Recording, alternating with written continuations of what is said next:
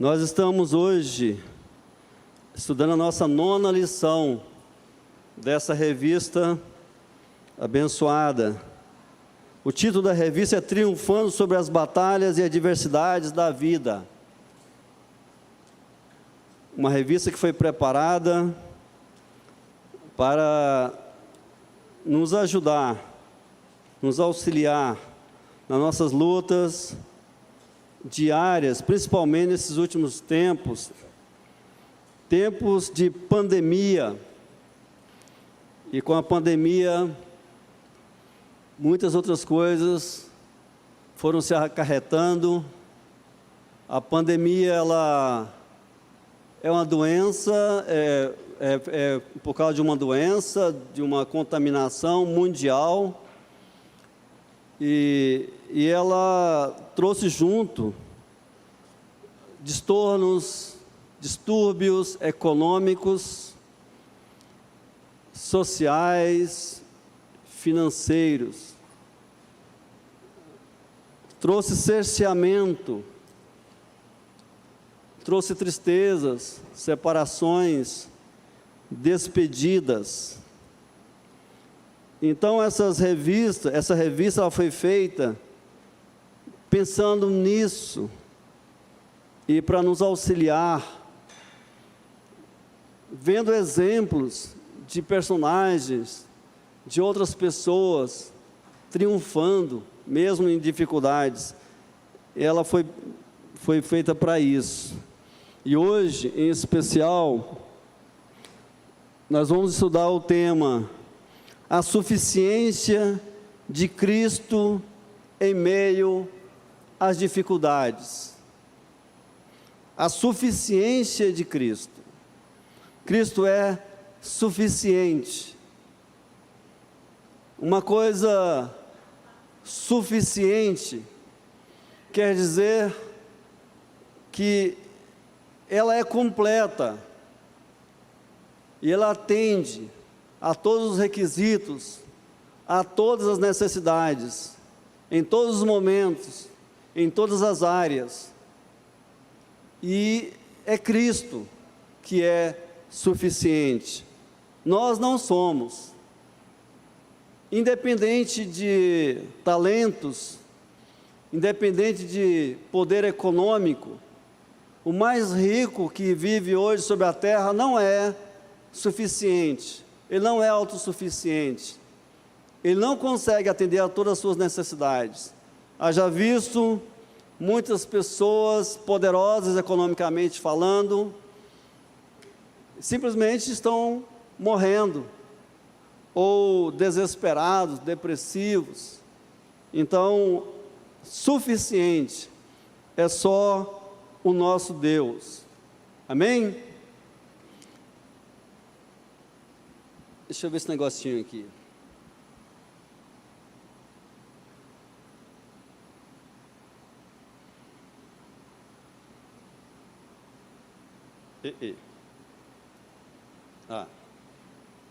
Se não ligar, não vai, né? Nosso texto áureo, Filipenses 4:13. O que diz aí? Dá para ler?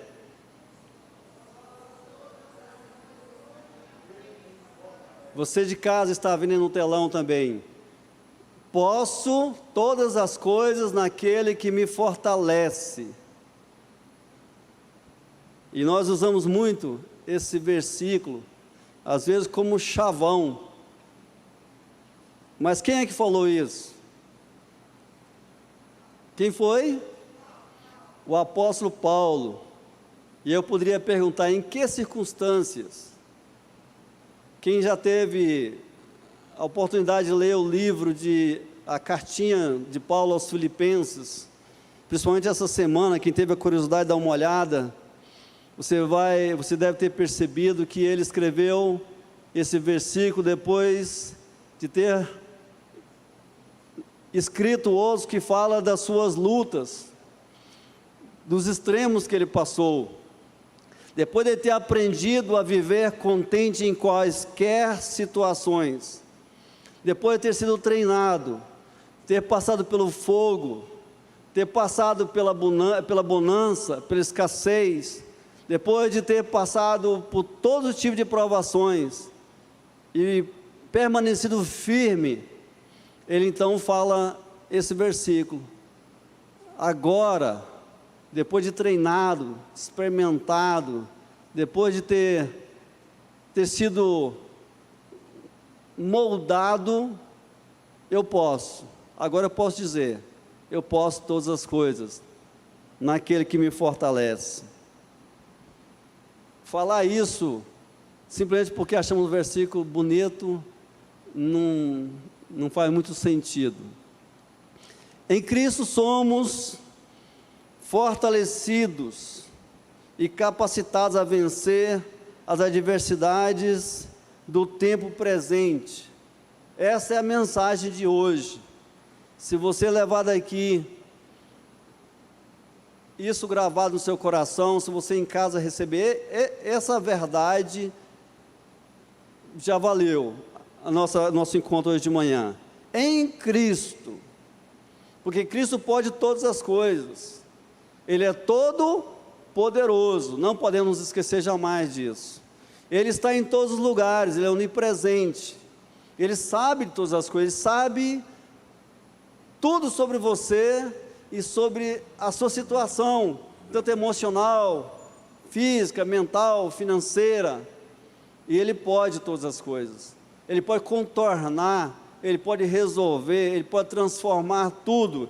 Então, em Cristo, somos fortalecidos e capacitados a vencer as adversidades do tempo presente. Amém? Amém?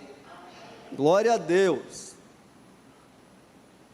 Filipenses 4, de 10 a 13. Tinha uma imagem bonita ali, mas não deu, ela não apareceu aqui. Acho que foi as cores que nós usamos. Mas o nosso texto básico é esse daí. Filipenses 4, de 10 a 13. Vou ler aqui rapidinho, quem puder acompanhar na Bíblia aí, é Filipenses 4. Aliás, deixa a sua Bíblia aberta em Filipenses, se você puder. Diz o seguinte: ora, muito me regozijei no Senhor por finalmente reviver a vossa lembrança de mim, pois já vos tinhas lembrado, mas não tinhas tido oportunidade. Não digo isto por causa, como por necessidade, porque já aprendi a contentar-me com o que tenho. Sei estar abatido e sei também ter abundância. Em toda a maneira e em todas as coisas estou instruído, tanto a ter fartura como a ter fome, tanto a ter abundância como a padecer necessidade. E aí ele fala: posso todas as coisas naquele que me fortalece. O apóstolo estava aqui, queridos, preso, estava não somente preso, ele estava, naquela época, tem um comentarista que fala que as cadeias públicas, elas não eram como as de hoje. Hoje, a pessoa fica recluso e tem lá um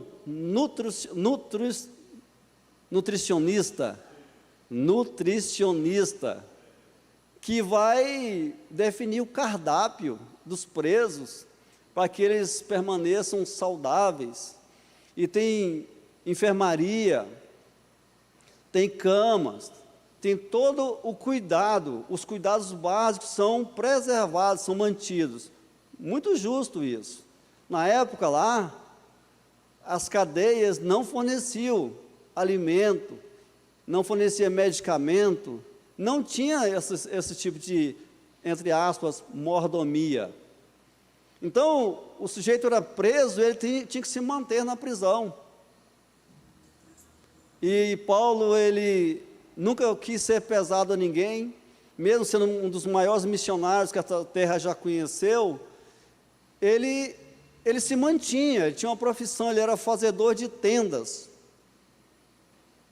Mas agora recluso, provavelmente não estava produzindo, e às vezes não estava conseguindo vender suas tendas, Então ele passava necessidades, e as igrejas precisavam mandar então ofertas, mandar medicamentos, mandar os víveres necessários para ele. E ele fala aqui que, olha só como é que ele trata os filipenses. Ele fala: olha, eu sei que vocês estavam lembrando de mim, vocês estavam conscientes das minhas necessidades, eu sei disso. Provavelmente Paulo já estava há algum tempo sem receber donativos, mas ele não estava reclamando, não estava murmurando, ele estava falando: olha, eu sei que vocês não tinham me esquecido, mas foi bom agora receber as ofertas de vocês. Não que eu estava necessitado, não que eu estava desesperado com a minha escassez, porque eu já aprendi a viver, eu já aprendi a passar fome, controlar aquele ruído, aquela dor do coração, porque fome, gente, fome dói.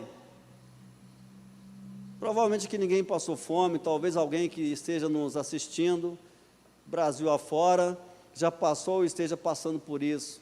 Fome dói. Mas Paulo ele já tinha aprendido a conviver com isso. Ele falou: olha, eu sei passar por isso, eu sei ter fartura, eu sei ficar sem nada, eu sei dormir no chão e numa cama boa, eu sei. Se vocês tivessem demorado mais tempo, eu suportaria, porque em Cristo eu posso todas as coisas. Que maravilha, gente, que maravilha. Temos aí os textos da semana, foram textos riquíssimos, nos falaram muito ao coração, não é? Seria bom se a gente conseguisse ler todos eles aqui, o tempo não nos permite, mas aí tem os resumos. Na segunda foi: o justo padece por ser justo, né? Jó 1:8, o Senhor testificando de Jó que era íntegro e reto. Terça-feira, Eclesiastes 3, de 1 a 8, que vai falar: há tempo para todos os propósitos de Deus debaixo da terra. Aí vai falar que há tempo de nascer, tempo de morrer, tempo de plantar, tempo de colher. Ele fala que a vida é feita de diversos momentos. Isso é profundo também. Ninguém vive só no monte o tempo todo, e também ninguém vive só no deserto. Isso é consolador. Quarta-feira, 2 Coríntios 4:17, as adversidades são passageiras, e o apóstolo vai falar lá também que as adversidades, elas são leves e momentâneas.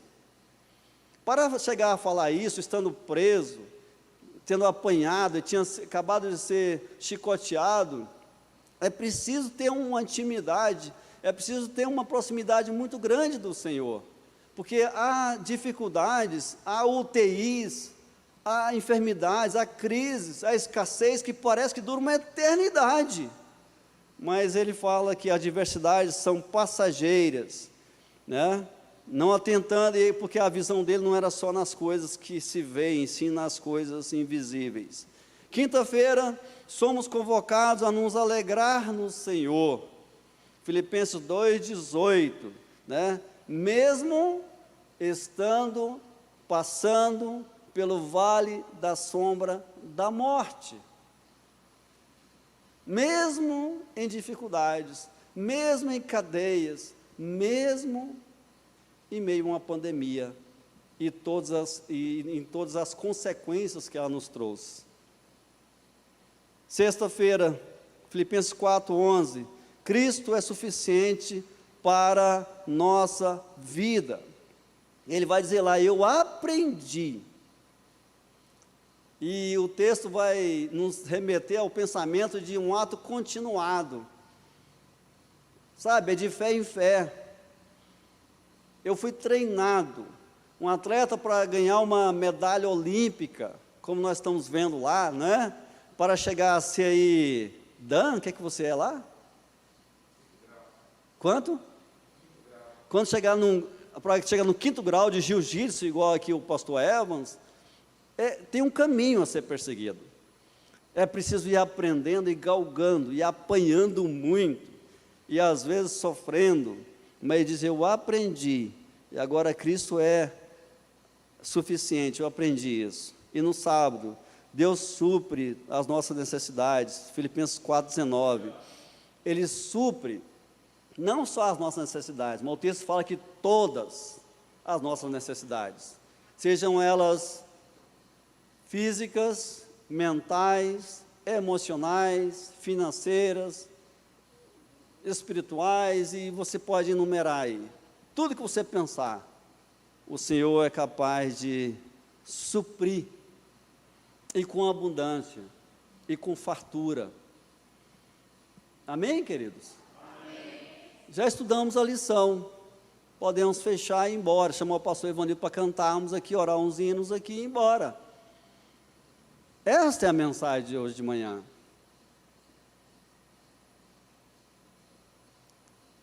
Olha o que ele fala na introdução.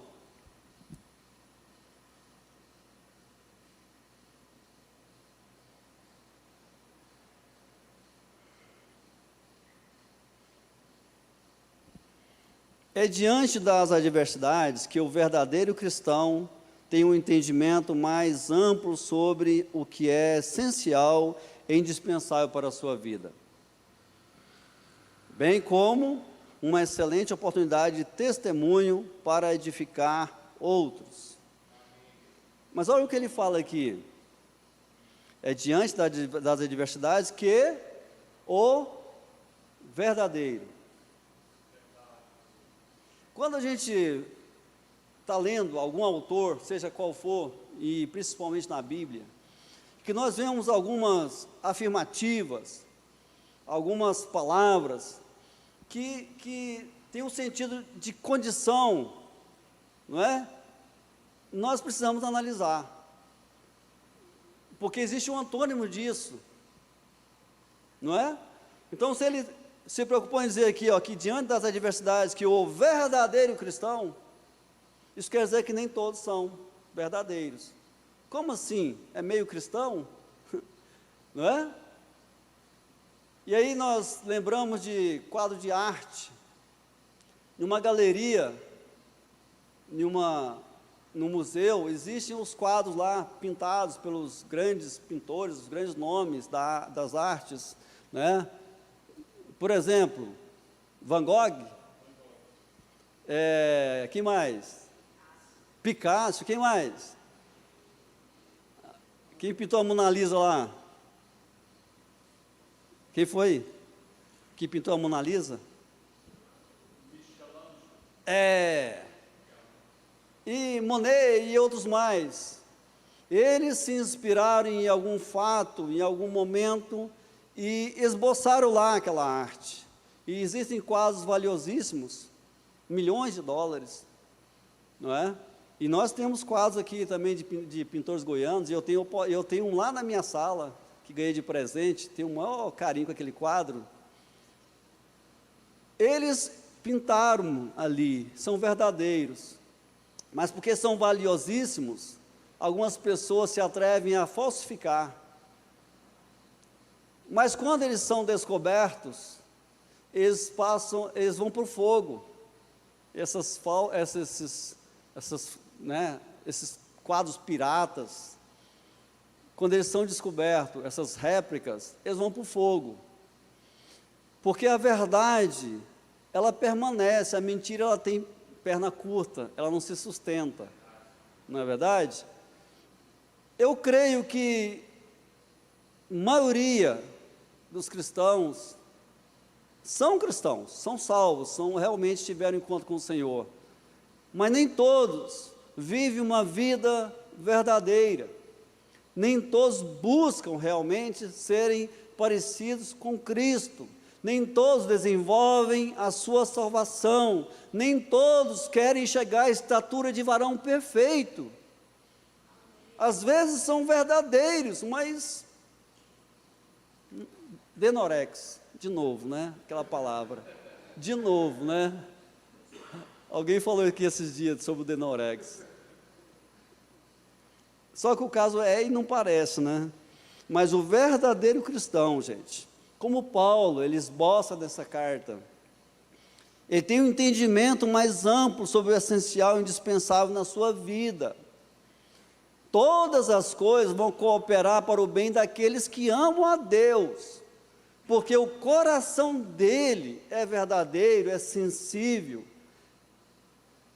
e ele consegue perceber o propósito de Deus nas coisas, até nas tragédias. E aí, esses acontecimentos são uma oportunidade excelente para testemunhar, para edificar. O apóstolo Paulo, mesmo em cadeias, ele estava fazendo a obra do Senhor. Amém, queridos? Amém. Será que, eu estava conversando com a irmã ali agora mesmo, falando sobre a grande comissão, que está lá em Mateus 19, 28, onde é que está a grande comissão lá? É no último capítulo lá de Mateus, né? Versículo 28, que fala, ide,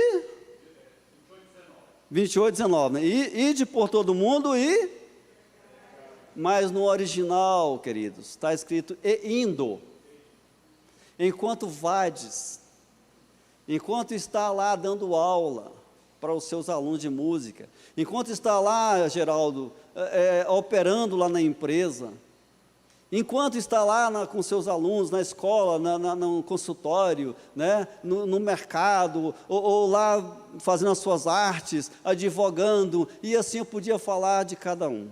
Enquanto nós estamos no trânsito, na rua, enquanto estamos indo, enquanto vades, pregai a toda criatura. E aí eu vou pegar aquele chavão de novo. E se for preciso, usem palavras. Amém? Esse é da pastora Alba. Hein, pastora Alba? Aleluia. A realidade dos momentos difíceis. Eita, eu estou pegando aqui.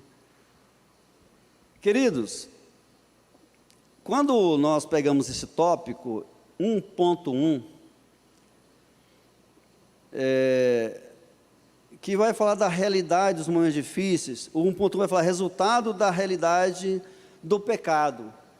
Ele abre uma aspas aqui, ele abre um parêntese, e vai falar sobre o pecado.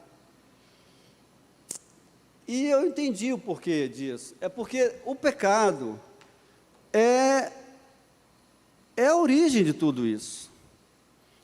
Não teríamos nenhum tipo de dificuldade, de tragédia, de catástrofe, de sofrimento, de desencontros, pandemias, crises, de maneira alguma, se não fosse por causa do pecado. Concordam comigo?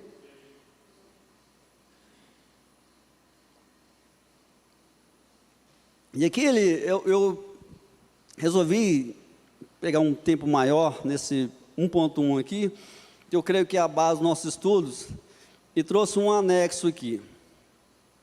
Quais são as consequências do pecado? As consequências principais do pecado são a morte e a separação da presença de Deus, Romanos 6, 23, que vai falar sobre o salário do pecado, é a morte, o salário, o preço, a compensação, não é? Salário é algo justo que se recebe pelo labor. Todo funcionário, ele tem direito ao seu salário. E aqui fala que a paga pelo pecado é a morte. Essas duas consequências, que é a morte e a separação de Deus, causam muito sofrimento na vida do pecador. O pecado também traz muitas outras consequências secundárias. Então, as consequências do primeiro pecado, que ele vai abordar isso aqui, no ponto 1.1, ele vai dizer que nós todos estamos debaixo da maldição do pecado original. Daí ele vai tratar depois do sofrimento do justo, e ele vai falar, olha, mesmo que ele seja justo, ele ainda está debaixo da maldição do pecado original, que não foi eu que cometi, que não foi você que cometeu, veio lá de Adão. Lá em Isaías capítulo 6, o profeta vai falar assim, ó, eu sou pecador, filho de pecador, e vivo no meio de pecadores, não é? Sou totalmente indigno da graça de Deus, mas por isso que é graça, né? Ele nos dá a si mesmo. Como as consequências do pecado original, né? Quais são elas? Logo em Gênesis 2, 16, 17, Deus avisou que a consequência principal do pecado era a morte. Quando Adão e Eva pecaram, eles sofreram morte espiritual, ficaram afastados da presença de Deus. Também os condenou à morte física, não é? Lá em Romanos 3, 23, fala que todos pecaram e carecem ou estão destituídos da glória de Deus, que é isso aqui, ó, que nós perdemos lá no pecado original, tá? A presença, a glória de Deus saiu do homem quando ele pecou. Por causa do pecado, a terra ficou amaldiçoada, a terra perdeu sua perfeição e se tornou um lugar difícil de viver. Gênesis 3, 17, 18, surgiu o sofrimento e a dor e o conflito entre as pessoas, a vida na terra ganhou muitas dificuldades. As consequências principais do pecado: doença. Eu falei do pecado original. Existia pelo menos, hoje menos frequente, uma pregação, eu nem vou chamar de teologia, que dizia que o justo não fica doente. Quem anda certinho na vida não fica doente. O cristão não fica doente. Se você é fiel ao Senhor, você não fica doente. Isso não é verdade, porque a doença foi originada lá atrás, no pecado original, e tanto justos como injustos são sujeitos a isso, a essas intempéries. E nós vemos pessoas aí, muito santas, muito consagradas, que ficam doentes e às vezes morrem, né, de forma muito triste. Agora, né, não era antes do pecado, mas agora, nossos corpos são vulneráveis a todo tipo de doença, e um dia todos temos que morrer. É consequência da existência do pecado no mundo. Quando Deus criou o homem, Ele não criou o homem para sofrer, para morrer, para ficar doente. Os corpos eram realmente saudáveis, e assim ia continuar. Mas com a entrada do pecado, nossos corpos se tornaram vulneráveis a vírus, bactérias e todo tipo de... E aí a vida do homem também foi limitada. Ele vai se desgastando. Eu não sei como é que seria a aparência de Adão e Eva hoje, provavelmente como eles foram feitos, não é? Sabe aqueles manequins de loja? Você pode ficar 10 anos lá e do mesmo jeitinho. Eu creio que Adão e Eva seriam do mesmo jeito até hoje, perfeitos. Eles não iriam envelhecer, mas tudo isso é consequência do pecado. E outro dia o Gessé estava falando: pai, você tem que fazer musculação. Eu gosto de fazer caminhada, então eu acho que as minhas pernas estão fortes, mas os braços estão ficando já, né? Você tem que fazer para fortalecer os seus braços, porque vai degradando. E minha mãezinha tem 84 anos de idade, isso aqui nela já está, né? Está pendurado. Consequência do pecado. Desastres naturais, fomes, dilúvios e outros desastres são produtos da maldição da terra. Toda a natureza foi afetada. O pecado, ele foi contumaz, ele atingiu toda a natureza também. Mesmo que não haja queimadas, um dia essas árvores vão morrer. Mesmo que não haja essas catástrofes aí, ou que não houvesse essas, hoje que nós estamos vendo hoje, a terra ia se degradar também, por causa do pecado. E os relacionamentos se tornaram mais difíceis. Tornou-se muito mais difícil ter relacionamento harmonioso com outras pessoas. Não é, doutora psicóloga? Né? Como que é difícil a mente? Desentendimentos, por causa da ambição, inveja, orgulho, etc. E todas as crises existenciais. E como que é difícil fazer conciliação entre as pessoas hoje. Já fiz parte dessas mesas conciliadoras, né, de juízes aí, e, gente, não é fácil, não é, doutora? Não é fácil. Ontem estava lá na fila da vacina com o Gessé, e tinha um cidadão na nossa frente dizendo assim: eu só vou vacinar porque é por causa de pessoa que me agendou aqui, então por consideração, porque senão eu não ia vacinar. Eu fico pensando, falou essa semana que tem mais de 700 mil pessoas que não compareceram para vacinar. Cabeça diferente. Então, hoje, marido e mulher, pais e filhos, gente, é muito difícil a convivência. Nós temos uma família maravilhosa, harmoniosa, graças a Deus, mas mesmo assim ainda tem aqueles embates entre a gente. Tem, até porque lá em casa, né, as idades estão bem, né,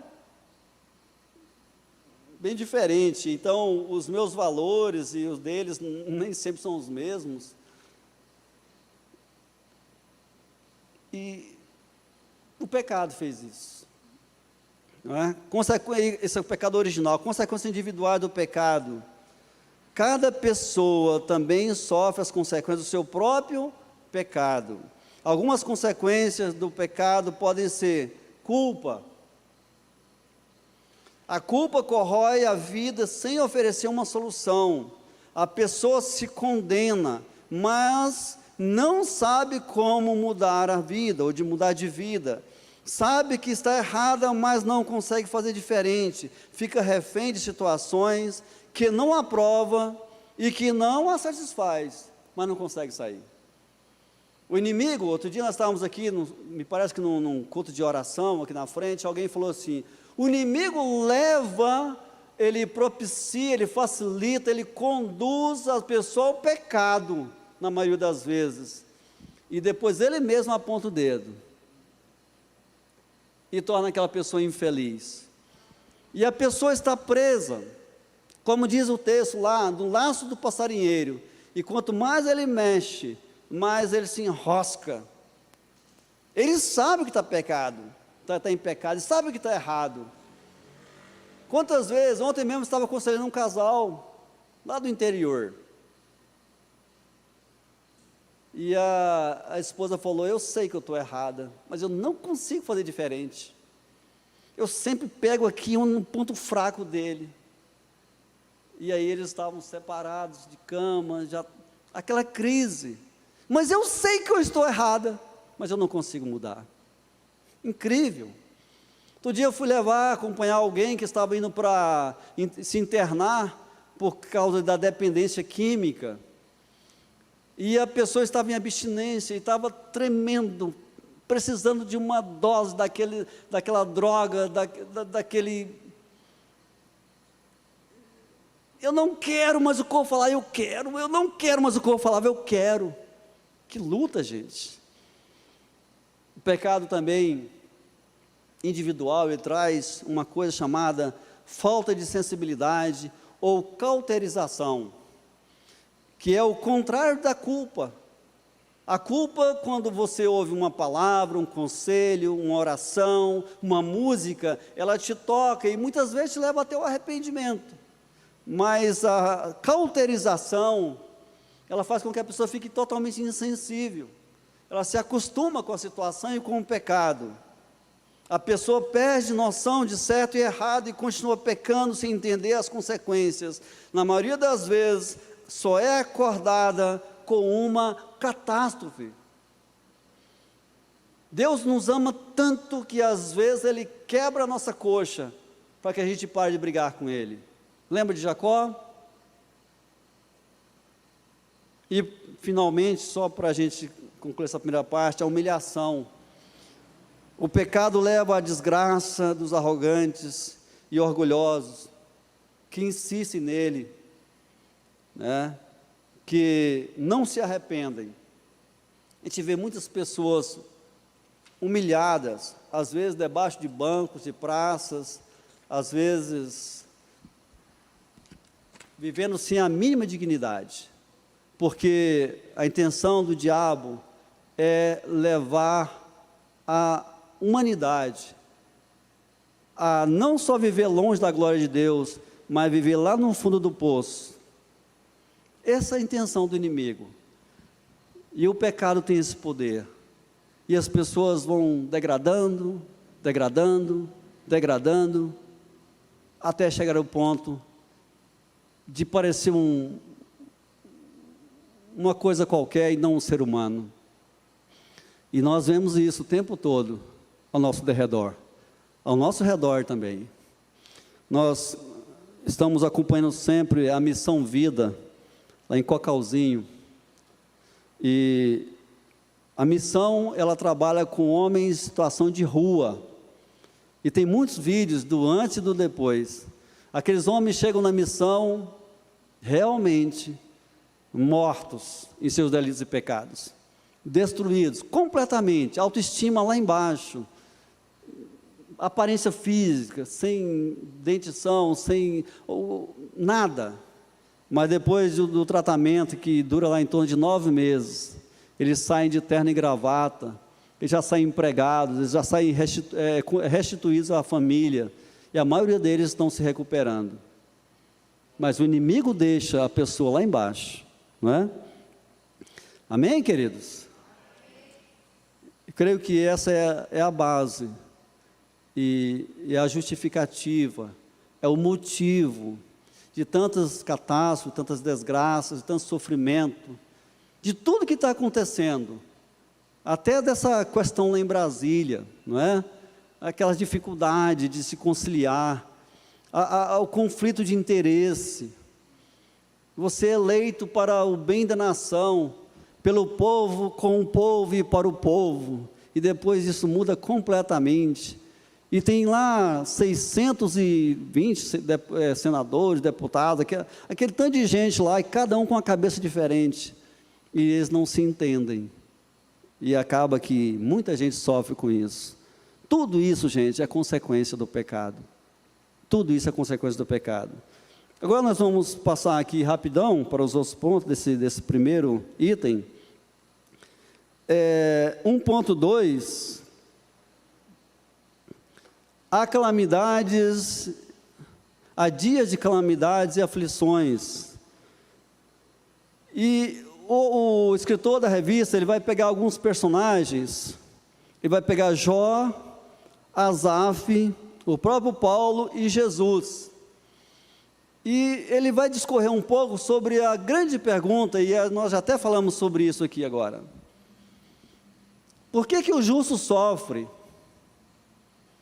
Por quê? Ele era tão crente, ele era tão certinho, ele era exemplo, ele ganhou multidões para Jesus, e de repente foi diagnosticado com um câncer terminal, ou com a lepra, ou bateu o carro, ou foi à falência. Por que a catástrofe vem também sobre os justos?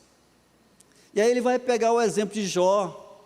Ninguém falou que Jó era justo, falou, queridos? O texto lá não mostra os amigos dele dizendo que Jó era justo, muito pelo contrário. Não foi as grandes televisões, não foi nenhuma autoridade, não foi o Prêmio Nobel da Paz. O próprio Deus disse: o meu servo Jó, você já viu ele? É íntegro, é reto, é justo. E mesmo assim, ele passou talvez pela maior catástrofe que alguém pode passar. Ele perdeu seus filhos, ele perdeu todos os seus bens e perdeu a sua saúde quase que num período curto da sua vida. Ele foi na lama, ele foi lá embaixo. Mas, querido, exatamente porque ele era um cristão verdadeiro, ele era um crente verdadeiro em Deus, ele não pecou. Ele foi provado e aprovado. E este é um dos motivos dos justos passarem por dificuldades, por catástrofe, por ficar doente. Esse é um dos motivos. É para te aprovar, é para te aperfeiçoar, é para que o seu testemunho possa atingir outras pessoas. Mas é preciso que você seja verdadeiro, senão você não vai conseguir passar, e você vai escandalizar. Neste exato momento, existem pessoas sendo sacrificadas em alguns países por aí, e elas têm uma oportunidade antes, Vocês negam esse Deus, esse Cristo, essa Bíblia? Os que não são arraigados, os que não são firmes, eles negam, porque preferem a vida aqui, que é efêmera, é passageira, é temporal, e negam.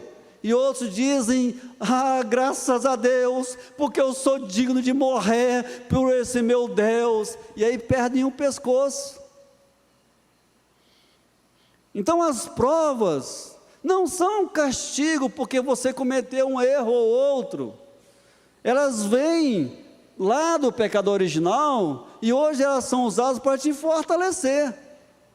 Asaf, ele fala assim lá no Salmo 73, quase me resvalaram os pés, quase que eu saí, quase que eu desisti de servir esse Deus, porque eu olhei em volta, tem pessoas que não servem a Ele, e parece que estão muito bem, graças a Deus, eu aqui velho, Asaf já era de idade, estava doente, estava pobre, estava na escassez, falava: será que vale a pena servir esse Deus?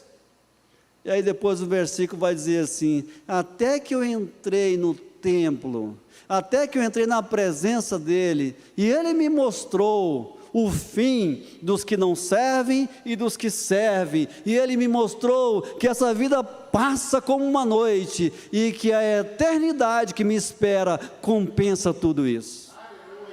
Aleluia, glória a Deus. Então, se você está passando por algum momento de dificuldade, isso não é privilégio seu, isso é de toda a humanidade. Alguns passam com mais intensidade, outros com menos intensidade, mas todos nós passamos, em uma área ou em outra. Às vezes alguém tem muito dinheiro, mas não tem saúde. Às vezes tem saúde, tem dinheiro, mas os filhos não estão nos caminhos do Senhor. E assim, gente, não existe perfeição entre nós, não existe. Todos têm o seu tendão de Aquiles, isso é verdade, não é? E aí ele vai falar sobre o exemplo de Paulo, e vai falar que o nosso maior exemplo é Jesus Cristo, que realmente ele foi humilhado, ele foi transpassado, ele foi castigado, mas ele nem sequer abriu a boca, não é? É o nosso maior exemplo. 1.3, momentos difíceis são leves e momentâneos. Só Paulo para falar uma coisa dessa mesmo. Olha só, o apóstolo Paulo afirma que as nossas provações são leves e passageiras, 2 Coríntios 4:16, nós já lemos aqui, né? Romanos 8:18 a 39, Salmo 35, são textos que vai falar. Por exemplo, Salmo 35 vai falar que um choro pode durar uma noite, mas a alegria vem? Será? Eu vou ler esse texto, só esse aí, Salmo 30. Olha só o que diz aqui, Salmo 35, é que a gente só pega a segunda parte do versículo, porque a sua ira dura só um momento, mas o seu furor, mas o seu favor dura a vida inteira. O salmista está falando aqui, a ira de Deus, ou as provações que nós passamos, a ira que é consequência daquele pecado lá do original, nós estamos sobre essa ira, sobre essa maldição, dura só um momento, porque ele está falando da brevidade da nossa vida aqui. Mesmo que o mais longevo viva aí 120 anos, não sei se tem alguém que viveu mais que isso, ou vive, né? Hoje até é possível isso, mas passa como um sopro, é rápido. Mas ele fala assim, mas o favor de Deus vai durar uma eternidade, e é por isso que ele fala assim, o choro pode durar uma noite, mas a alegria vem pela manhã. E aí nós já falamos uma vez aqui, já tivemos a oportunidade de pregar sobre esse texto. Essa noite que nós conhecemos, nosso contexto, é de 8 horas, ou menos, depende de que não nem dorme 8 horas, mas às vezes a prova, a dificuldade, a crise, ela pode durar muito tempo. Aqui tem uma irmãzinha que está orando pela conversão do seu esposo, já tem muitos anos. Eu disse para ela: continue, minha irmã. Às vezes vai ser 10, vai ser 15 anos, vai ser 20 anos. Eu conheço casos de 25 anos, ali foi mais rápido. Eu conheço casos de 25 anos. Ela dando testemunho, ela sendo fiel, ela orando, honrando o seu esposo e orando. E depois de 25 anos ele se converteu. A noite dela durou 25 anos, mas a alegria veio, porque o Senhor cumpre as suas promessas. Amém, queridos? Vamos crer nisso sempre, né? Sempre, sempre. Ok. Paulo e a igreja de Filipos. A comunidade de Filipos foi uma das igrejas levantadas pelo apóstolo Paulo, que mais lhe ajudou e se aproximou dele. Esse negócio está me batendo. Assim como as estações do ano, a vida do ser humano é caracterizada por momentos bons e momentos de dificuldade. Somos nós que transformamos esses momentos de dificuldades em aprendizado, ou em momentos de murmuração e desespero. O exemplo de Paulo e Silas nos mostra isso com clareza. E ele vai dizer aqui que o ministério de Paulo, ali em Filipos, ele foi marcado por vários momentos. Assim que eles chegaram, eles foram se retirar para orar, para ler a Bíblia, e houve conversão de almas. Maravilha! Depois tinha uma pessoa lá com espírito de adivinhação, eles estavam cheios do poder de Deus, eles expulsaram aquele espírito lá. Mas logo que eles começam a fazer a obra e começam a trazer os frutos, o que acontece? Perseguição, punição. Por causa disso, eles foram presos, chicoteados, e foram lá, foram trancafiados. Mas o que acontece lá? É disso que nós temos que ficar percebidos, é isso que tem que nos alimentar aqui, queridos. Eles não estavam roubando e foram surpreendidos e foram para a cadeia, porque seria justa a prisão. Eles estavam pregando o evangelho, eles estavam fazendo um rebuliço naquela cidade com o poder de Deus. Tinha gente lá no sapatinho de fogo. Mas eles foram presos, porque aquela adivinhadora dava lucro para alguém. Quando você denuncia uma corrupção, quando você não compactua com alguma coisa, você é punido por isso. Mas lá na cadeia, diz o texto que era quase meia-noite. Gente, eles estavam não só naquela cadeia que eu falei aqui, que era inóspita, eles estavam lá no fundo, no tronco, amarrados, presos, e depois de terem recebido chicoteadas, estavam machucados, feridos. Mas o que eles faziam à meia-noite? Glória, glória, aleluia. Glória, glória, aleluia. Pode um negócio desse? Você está com fome, está com sede, está com as costas todas sangrando, porque você apanhou injustamente. Está lá trancafiado no tronco, todo manietado, e você está, glória, glória. Glória, glória, aleluia. E o que depois fala? Vencendo, vem Jesus. Queridos, glórias. E sabe o que acontece? As portas da cadeia se abrem.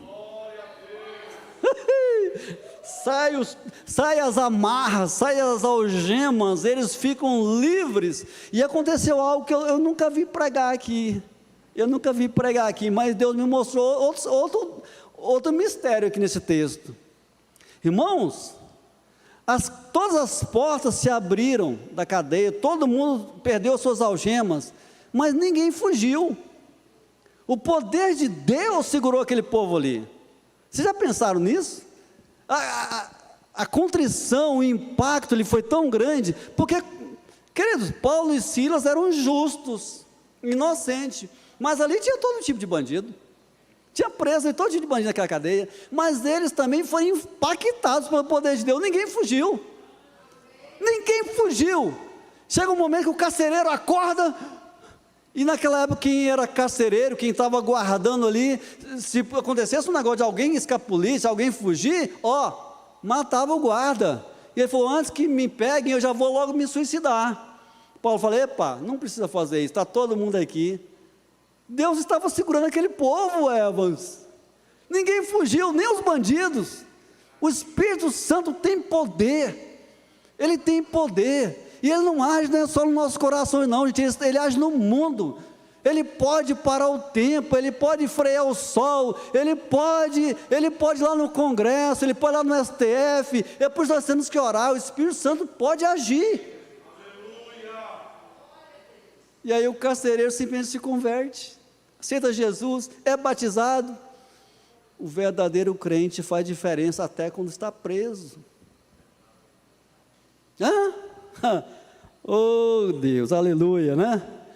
Vamos andar. Contexto da carta dos Filipenses, né? Aqui nós já abordamos isso aqui. A carta aos Filipenses é considerada como uma das cartas da prisão. Paulo percebe um propósito maior. Por que ele percebeu esse propósito maior, gente? Olha a introdução nossa. Paulo percebe um propósito maior. Na introdução fala que os verdadeiros cristãos percebem nas provas, nas tribulações, a oportunidade para engrandecer o reino do Senhor. Amém? E Paulo, o verdadeiro cristão, ele percebeu um propósito maior na sua aflição, a propagação do Evangelho.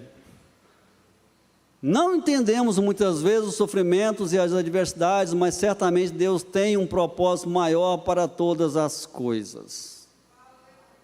Querido, se você tiver que ser internado um dia, a sua missão é a conversão do médico que cuida de você, dos enfermeiros, das pessoas que limpam o hospital, do guarda lá na porta do hospital. Essa é a sua missão lá. Deus permitiu a sua enfermidade para que você fizesse diferença naquela cadeia. Se você chegar a ser um deputado estadual, ou um promotor federal, ou qualquer coisa assim, é para você fazer diferença lá. Se você é servente de pedreiro, toda aquela obra lá de alvenaria vai se converter. Se você tem clientes, se você atende pessoas, você é boca de Deus ali. Amém? Oh, amém! E indo à grande comissão, foi o que o Senhor falou para nós, foi ordem. E indo, pregai, testemunhai, fazei discípulos, batizai, curai, imponham as mãos, sejam bênção. Salmo 84, sempre cito, vou citar de novo. Aqueles que têm o coração aplanado pelo Senhor, ao passar pelo vale de Baca, ou vale árido, transforma ele em um manancial. Tem que ser assim, queridos. Nós temos o poder de transformarmos areia, desertos, em mananciais de águas saudáveis, cristalinas. Amém? Regozija no Senhor. É estranho para a nossa realidade entender como Paulo, né, conclama aquele povo. Gente, Paulo estava onde? Onde é que Paulo estava? Na cadeia, na prisão. Porque ele tinha matado alguém? Porque ele estava pregando o Evangelho, estava fazendo um bem para as pessoas. Você está muito bem intencionado na sua família. Você está lá para colaborar, ou lá no seu serviço, no seu dia a dia. Você é bênção, mas você é incompreendido. Na maioria das vezes você é incompreendido. Aliás, dizem que quem enxerga na terra de cego está errado. Não é? Você enxerga por quê? Ai, glória a Deus que eu enxergo, eu vou ajudar vocês a chegar no seu destino. Mas não, tem que furar meus olhos, para que eu seja cego igual vocês, né? É assim que o mundo prega. Paulo estava estava embrenhado no sofrimento. Olha só, estava preso, esperando o seu julgamento, né? Talvez até para ser morto. Como alguém pode convidar outro a se alegrar quando ele mesmo se encontra preso, passando por dificuldades financeiras, doente, quando é injustiçado? Jesus, ao declarar as bem-aventuranças, o que ele fala? Bem-aventurados, felizes os que sofrem, né, por amor do meu nome. Bem-aventurado, quando vos injuriarem, quando vos acusarem, bem-aventurados sois. O apóstolo Paulo falava que ele era privilegiado em sofrer por amor de Cristo. Querido, isso é proximidade de Deus, isso é intimidade com Deus, amém, queridos? Regozijar no Senhor, e não nas coisas que a gente vê, e não ser circunstancial. Tem uma música lá do tempo do Ivanildo que fala que essa paz que sinto em minha alma, não é porque tudo me vai bem, não olho as circunstâncias, eu olho o seu amor. O meu regozijo, se depender das coisas palpáveis, visíveis, que estão ali próximo de mim, nem sempre eu vou estar regozijando. Mas nós precisamos ver, igual o Geazi ou Geazi, né? Quando o profeta fala, abre os olhos desse menino, ele vê a glória do Senhor estampada ali. Amém, queridos? A suficiência de Cristo, queridos. Nós começamos a nossa palavra hoje falando que Cristo é suficiente, só o tempo que não é. Não precisa mais de nada, Cristo é suficiente, amém, queridos? Viver em contentamento, 1.1. Queridos, quando eu estava olhando esse texto aqui, eu me lembrei de como que o crente vive, né? E tem que viver. Estar contente é agradar-se do Senhor, né? Agrada-te do Senhor e Ele fará. Deleita-te nele, busca Ele em primeiro lugar. Esteja contente, esteja completo dele. Tem algumas cenas que a gente percebe e participa, igual cerimônia fúnebre, por exemplo. Se você vai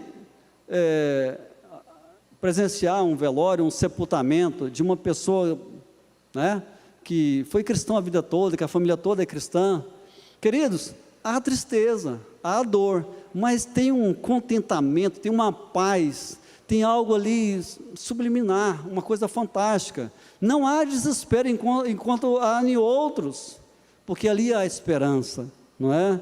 Então, o nosso ideal não pode ser riqueza, não pode ser ganhos nessa terra. Nós precisamos estar contentes com o que o Senhor nos dá, não é? Tem pessoas que ganham um carro, não está bom, quero outro. Eu estou com 1.0, quero um 2.0. Se quando chegar no 2.0, ele quer um turbo. E se ele conseguir uma chácara, ele quer uma fazenda. E sempre alvos e alvos e alvos, e nunca está contente, nunca está satisfeito, não é? Ser fortalecido, meus amados, também já falamos sobre isso. Sabe como é que o atleta é fortalecido?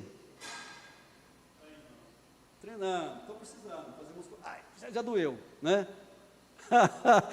Eita, é fazendo exercício todos os dias, é treinando, é obedecendo às regras, é sendo disciplinado, é não dormindo tarde da noite, é usando bebidas alcoólatras, é não se entorpindo com coisas indevidas.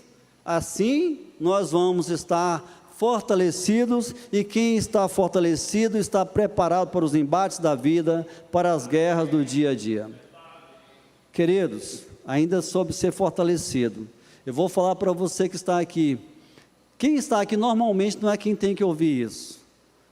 e nem você que está em casa, porque você está ligado, mas existem muitas pessoas que estão morrendo de inanição. Essa semana até postei alguma coisa lá no grupo de jovens, falando, gente, vamos nos ater para os dias de hoje. Nós precisamos nos fortalecer no Senhor. Os dias são maus, mas a igreja disparou uma campanha maravilhosa. Eu já estou contemplando a minha vitória já, mas nem todos participam. Tem relógio de oração, nem todos vêm. Tem os cultos de quinta-feira, muitos ficam em casa, podendo vir, não vêm. Queridos, você não está se fortalecendo. As estatísticas mostram que muitas pessoas que morreram nessa pandemia, ou que estão morrendo nessa pandemia, é porque tinham algum tipo de comorbidade, de fraqueza, algum tipo de acessibilidade, o corpo não estava bem. E isso acontece também na vida espiritual. Se nós não nos fortalecermos, nós não temos condições de vencer as lutas e as agruras da vida, ok? Comunhão e generosidade. Nós precisamos ter isso, comunhão, não só na congregação, não só estar juntos aqui, mas se preocupar, visitar, não é? Atender as necessidades. Filipos atendia Paulo em todas as suas necessidades. Mandava dinheiro, mandava conforto, mandava alegria, mandava boas notícias. Eles eram generosos, e nós precisamos fazer isso. Existem missionários, gente, voltando dos campos, porque a igreja parou de sustentar, ou porque não é suficiente lá. Existem trabalhos aí maravilhosos que estão fechando as portas, porque os contribuintes pararam de ofertar. O pastor Hildo, mesmo da Missão Vida, falou que nesse tempo de pandemia, mais de 3.000 contribuintes pararam de contribuir. 3.000 contribuintes. Se cada um der R$10, já é uma grana. É importante, mas as pessoas não são generosas, porque não tem essa visão que Paulo diz que nós temos que ter. Amém? Conclusão, diante da realidade humana, as adversidades não passarão, os desertos, gente, não vão passar as adversidades, né? Os desejos e anseios não vão passar, mas todo aquele que estiver em Cristo Jesus será fortalecido e será saciado em seu interior, pois Ele é suficiente. Amém? Deus abençoe você. Amém.